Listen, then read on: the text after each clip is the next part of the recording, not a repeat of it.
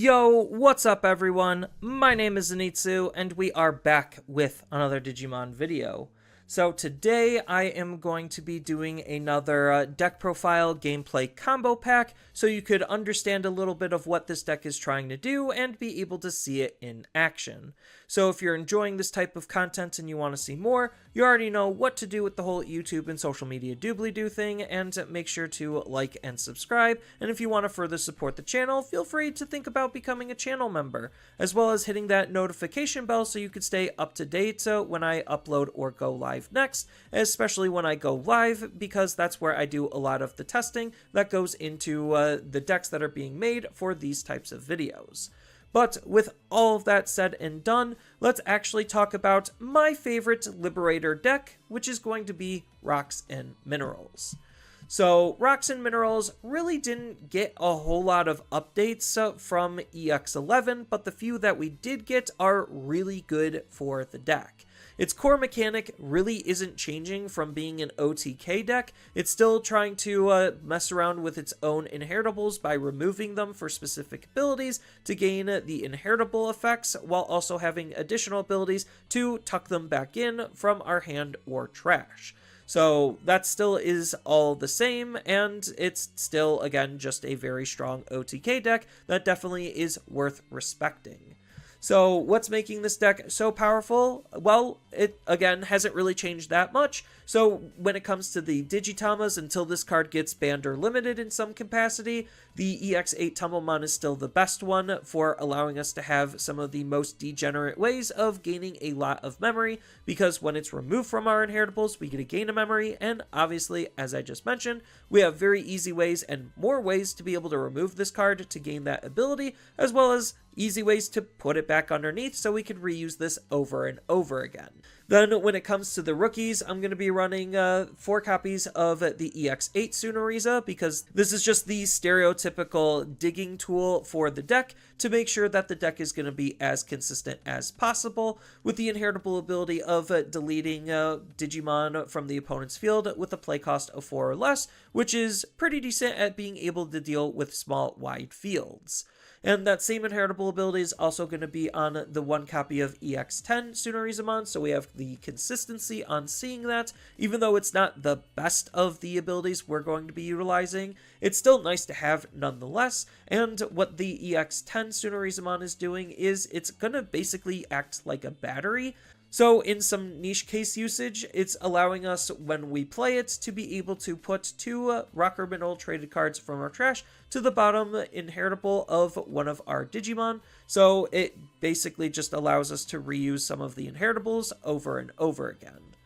Then I'm going to be running 3 copies of the brand new EX11 Tsunorizamon. So this card is just an absolute fantastic addition for the deck, because its inheritable ability is doing something different than the other Tsunorizamons, which is why I really like this card. It's just adding extra consistency by basically being like Tumblemon, except instead of gaining memory, we're going to be drawing a card. But the other factor to what is making this card so good is the fact that it has a when moving and on play ability to remove one of our Rock or Mineral traded cards Digivolution Source, or discard it from our hand to be able to draw a card. So we could, let's just say, Digivolve it on top of a Tumblemon, raise it out, and then when we raise it out, we get to remove said Tumblemon or discard a card if we really wanted to, and then draw an additional card. And obviously if you used it with Tumblemon, then we get to gain a memory, and that just makes our power and combo plays even more potent and powerful. And speaking of those power plays and utilizing our raising area effectively, I'm still personally going to be running 3 copies of the BT16 Ukomon, because the damage math for how this deck OTKs needs the opponents to pretty much be at 4 security in your most average case use. So having the turn 1 Ukomon to try to chip at the opponent not only helps put a Tumblemon in our trash, but also helps us chip at the opponent to put them in lethal range. And what's also making this card so good is just extra consistency. It just helps us search for more cards and sets up our raising area right away, so that way we can put as much pressure onto the opponent to close out games that much faster. Then when it comes to the level 4s, I'm going to be running 3 copies of the promo Icemon. So Icemon just has a lot of timing conditions on how we can use its ability, which is a very strong ability, not only battering whatever Digimon we're going to be using him with, but we're also going to be gaining some extra protections, so that way our Digimon is going to be even harder for the opponents to deal with by giving us the additional protection from de-Digivolve and being bounced to the hand or tucked into our deck, while also having the inheritable blocker, so that way we can have potential defensive playlines if we so choose to. Then I'm going to be running 2 copies of EX8 Landramon, because this is the Landramon that's setting up our Tamer, which the Tamer, being a Liberator deck, is incredibly important to set up, so that way we can make our plays as efficient and effective as possible. And that's also why I'm going to be running 4 copies of the promo Landramon, because this is just the strongest level 4 Digimon that we want to use, because its inheritable ability is de-Digivolve, where the previous one is just like the other Tsunarizumons, where it's just deleting the opponent's Digimon. And obviously, for where the current state of the game is, de-Digivolve is just the strongest form of soft removal that could deal with most threats at this point. But regardless of its inheritable ability, its main ability is acting kind of similarly to Icemon, where we get to basically have a pseudo when moving. It technically triggers at the start of our main, so this is repeatable, whereas Icemon isn't, but it also works when we Digivolve into this, where it just allows us to remove a source and then basically check the top 3 and put either a rocker mineral from among them into our hand or underneath our Digimon. So most of the time, you're just going to put it underneath the Digimon, so that way you could try to optimize on your inheritable abilities and make sure that you have enough sources, so that way your combos actually work and function. But the fact that it can act as an additional searching tool is really good, because the cards also that are checked can go to the top or bottom, so it gives you more flexibility and control in terms of what you're going to see and when. Then, when it comes to the level 5s, I'm going to be running a pretty slim level 5 lineup, because I don't necessarily feel like we need a whole lot of level 5s. There are a couple of additional ones that you could consider running, which aren't necessarily bad, but I personally just like keeping things trim and slim, because realistically, in our normal case scenario, we're only going to be needing to use a level 5 once, maybe twice a game. So running a low amount isn't necessarily the worst thing in the world, and I'm going to be running 2 copies of the EX8 prog, because he's a prog by name, and that's pretty much the only reason why I'm playing him. He does have some pretty okay niche case usage, because he himself has the fragment ability, so that could come up in a couple of particular matchups if you're just trying to get a level 5 to stick on the field. But the main prog that I'm going to be using is going to be the 4 copies of the EX10, which is our warper, so it could potentially warp play. Most of the time we're not going to do that, but it does come up every now and then. But the main ability that we're going to be using is his when Digivolving and when attacking ability that's not limited to once per turn, to be able to remove an inheritable source, which could be very important, so that way we could potentially like de-Digivolve the opponent's Digimon with the promo Landramon before we go up into our highest stage Digimon to try to remove some of the potential threats and problems. But we're going to be rewarded by removing our own inheritable source with extra DP and collision and piercing until the end of the opponent's turn, so it just makes our Digimon that much stronger. Then going into the level 6s, I'm going to be running 2 copies of the EX11 Pyramidi. So I'm debating if this card's actually as good as it seems. It's a really cute card, and it does have some good case usage in terms of what this card is actually doing, because it does have a very nice on-play when Digivolving and when attacking ability to essentially remove 3 of our sources to then delete one of the opponent's Digimon with the highest play cost, but it also can hit Tamers as well. So it obviously has to hit the thing that has the highest between Tamers and Digimon, which makes this a really powerful card if you're being a little bit more proactive, where you could use this to try to snipe the opponent's Tamer and stop whatever they're doing in their tracks, because a lot of decks and a lot of strategies do need their Tamer, but they also don't like committing Digimon to the field. So it's really good at sniping those types of plays while being relatively aggressive because he does have the reboot ability, and during all turns when our inheritables are trashed, then we get to put 3 rocker minerals from our trash to the bottom, which could basically reload the ability we used and give him consistent fragment protection. Then when it comes to the other level 6 Digimon, again, I'm kind of just messing around with the level 6 lineup, but I still do really like the EX10 Pyramidi because this card is just a battery for our inheritables for the most part, but it does have, again, niche case usage when we're trying to remove some of the opponent's problematic cards, and we don't want to delete them because, unfortunately, when we go up into either our magnetic or our pyramidi, then they are kind of just forced to delete something, and we have to delete before the inheritables can de-digivolve, so this is just another way to more proactively de-digivolve their Digimon before any of our deletion effects. So it's really good for that, and then, like I said, it's just good at filling up our inheritables, and if we're going to be removing our inheritables, then we also get to kind of just shrink the play cost of our opponent's Digimon, which could put them in range for our Tsunarizumon and Landramon's removal abilities. So that way we have extra range on those types of cards. But the big boss monster for the deck is going to obviously be the 4 copies of Magnetic Dramon, because this is just how we're winning the game. So he himself also has Fragment, which is really good, so that way he has some built-in protections against deletion more specifically, again, which is why Icemon's very valuable. So in case we can't kill the opponent, then Icemon's protection plus Fragment will pretty much guarantee that he's going to be surviving through the opponent's turn.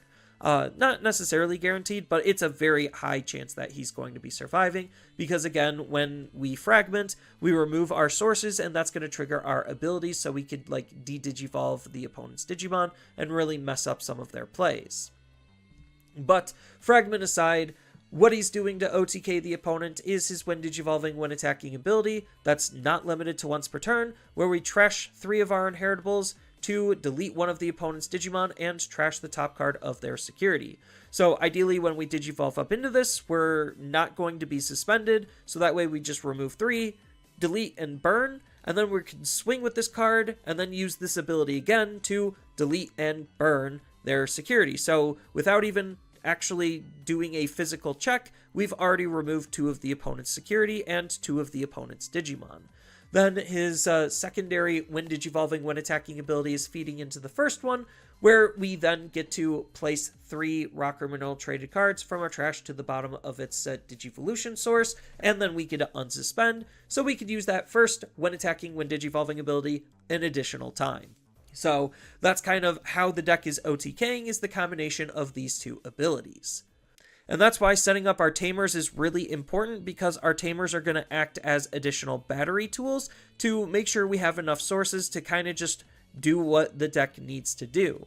So as a result, I'm going to be running 4 copies of the EX8 close, because this is just the deck's memory setter, but the more important part is the battery part, where we get to then place 2 rocker mineral traded Digimon from our trash to the bottom of our Digimon's Digivolution source when our Digimon digivolves. So it's very easy card for us to use, and it increases the amount of sources that our Digimon has the most compared to every other close that you could be playing.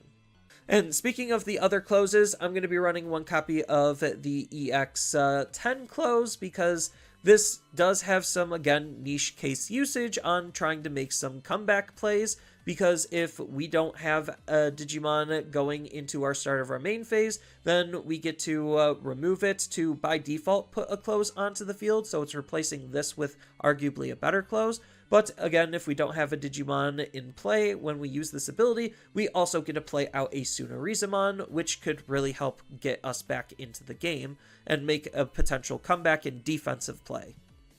So that's really nice. And then the other ability is just some additional memory gain when we're removing our own inheritables, so it just makes us a little bit more tempo efficient. Not that we need it with Tumblemon, it just helps having some additional memory sometimes. And speaking of additional memory, that's also what EX11 close is going to be doing.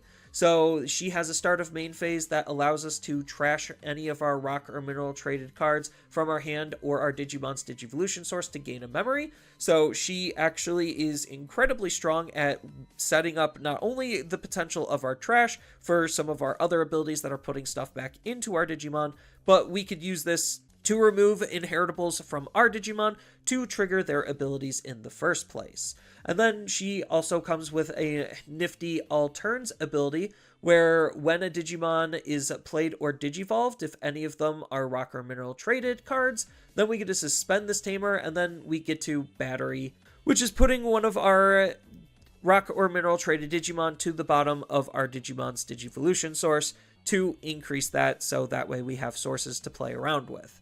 So she's just an incredibly strong card overall to use and a fantastic addition for the deck. Then when it comes to the options, I'm just going to be keeping things relatively simple and clean by running 3 copies of Unique Emblem Gravel Hearts. So this is this deck's unique emblem. It's going to help set up our Digimon or our Tamer from either our hand or our trash, which is really powerful and valuable. And then it's going to help us Digivolve into our higher stage Digimon later when our Tamers are suspending, which all of our Tamers can very easily suspend. So that way we could just Digivolve cheaper into our higher stage Digimon.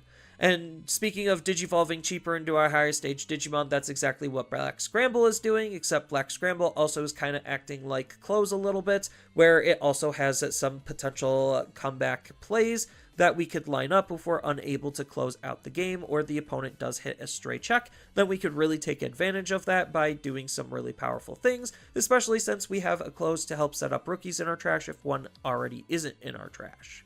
And then the last option is going to be defense training. I really don't know what to say. It's just more tempo and consistency rolled into one card, which is just the majority of what our option lineup is doing anyway. So that's kind of it for the most part when it comes to rocks and minerals. So let's kick it over to some gameplay to see how this deck actually functions in action. Alright, we have 1 Close, 2 Scrambles, and an Emblem, and a level 6, so this is pretty not playable, so we're going to mulligan, and this is significantly more playable. So we have the ideal start of turn 1 Ukomon, and then next turn we're going to raise out, hatch, and then we could even use defense training. So this is going to be a very powerful start, especially since we now get the rookie. So all we're missing is the Close and a level 7, and we're pretty much good to go. So, oh, I was going to say, is this Puppets OTK? It is not. It looks like it is Mastimon, which I think we should be pretty okay against Mastimon. So what's their follow-up here? Because all we do is just raise out, search, and check a security. And hope that the security we're checking isn't a Tamer. That's pretty much all we're looking to do. So they did set up their big expensive Tamer, which is fine. Ooh, drawing a Close is really good here.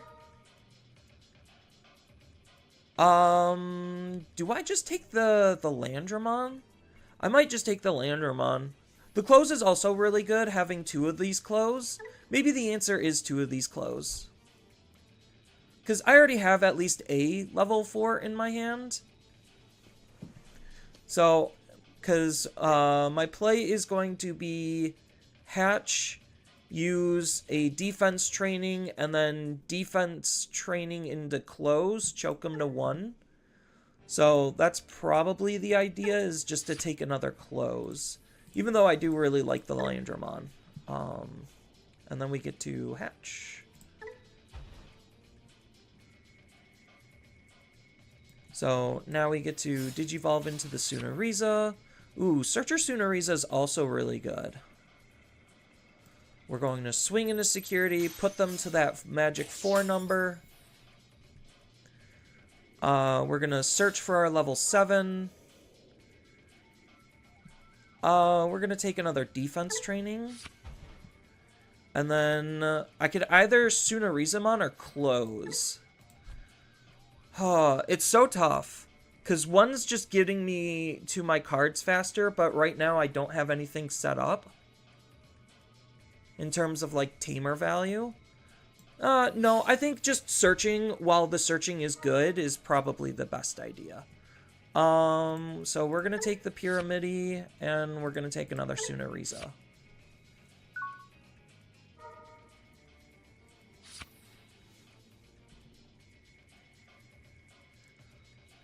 Yeah, because all we have to do is basically just de-digivolve the Mastimon, and then we're pretty much good to go. Does this delete? Deletes the biggest thing, so that's going to be a little unfortunate. That we're probably like that's why I chose to take this, is so that way I have something to potentially digivolve into and not commit a whole lot. So yeah, they could delete our Digimon. That's inconsequential. It doesn't matter. They don't have end of turn DNA, so they just get to play this out. The recovery is kind of annoying. Not like the biggest deal in the world. We're going to end our raising area. We're going to start off with the defense training.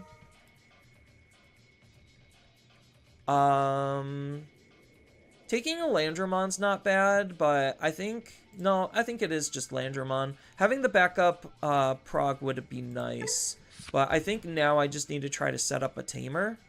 Because the other play is to defense training, but I need to have a tamer set up when I see my level 7. So this is the fun part of Rocks and Minerals, is just literally waiting to just OTK the opponent through whatever they're going to be doing, because there's a high chance that they just might not have enough damage to end the game. So I technically could have moved out and done a whole lot. Interesting that they're not attacking, but I guess because they're going into CS Masty, they don't need to. Because I think that just equalizes our securities, which is like okay for me, but also kind of spooky for me.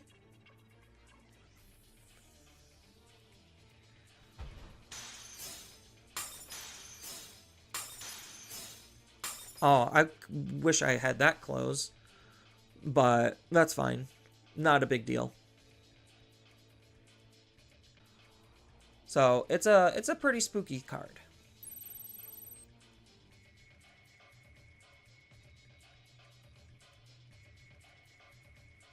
So the fact that so far, oh, they are going to be gaining a memory and sacrificing a security. Interesting.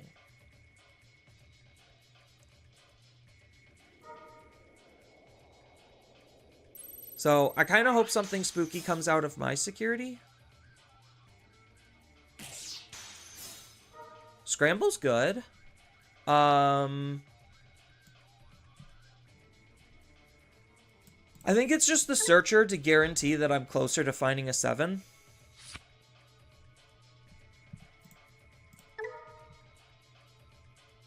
No 7, but we're closer.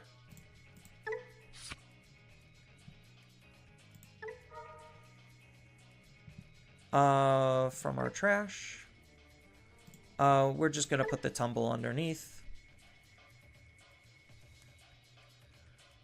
So we could be pretty scary next turn, depending on how memory lines up. That's fine. That doesn't matter. What matters is their security count, not mine. So now they have to try to choke to 1. Otherwise, they're going to be in, like, a world of pain.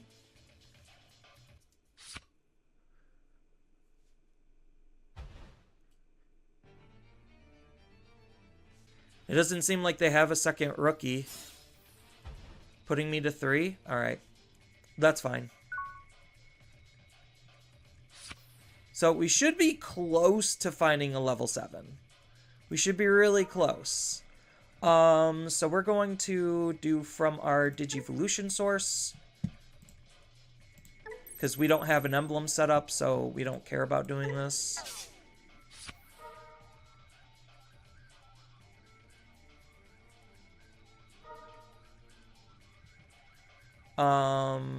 And then we're going to discard a card from our hand. We're going to discard the prog to gain another memory.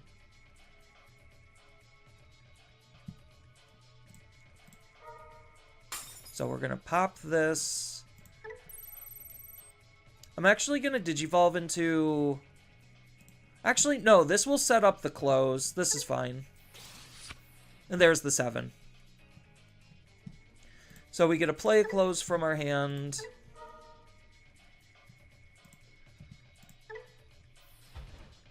And then we get a tuck a source underneath from our trash, which it's going to be a tumble. And now we just get to go ballistic from here. So now we get a Digivolve into a prog.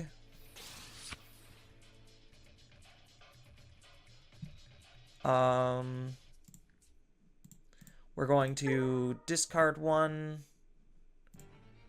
I don't think I have Digivolve in my stack. No, I don't. Okay. So we're going to have to do things a little bit awkwardly, which means we're going to actually have to use the level 6. But we are going to add the 2 tumbles underneath so we could gain as much memory as possible, because this is why the tumbles are broken. And then we get to go into the 7 after going into the 6, because we get to trash 3 sources from himself.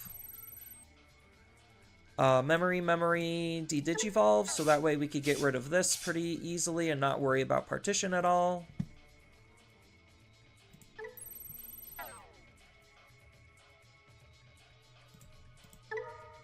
And then we have the 4 memory that we need to be able to magnetic and basically keep turn.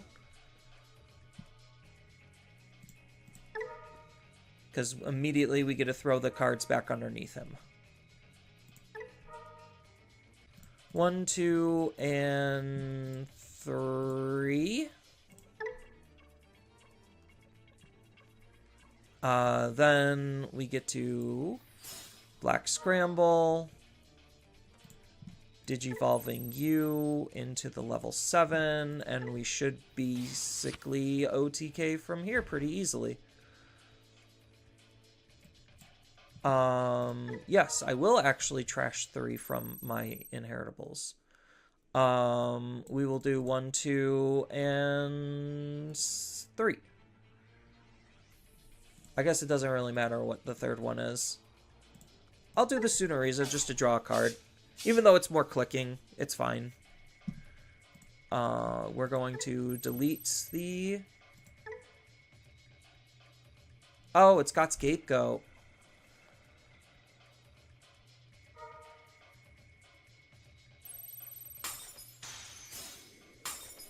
Yeah, that's fine. I don't necessarily think any of this matters at this point anyway.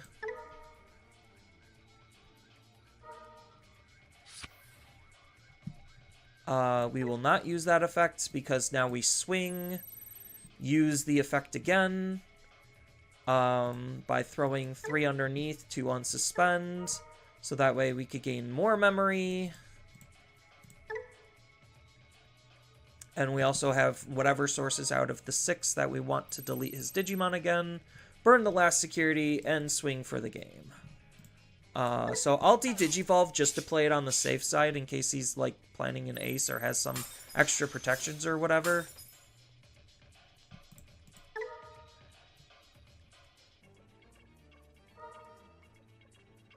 And then there we go.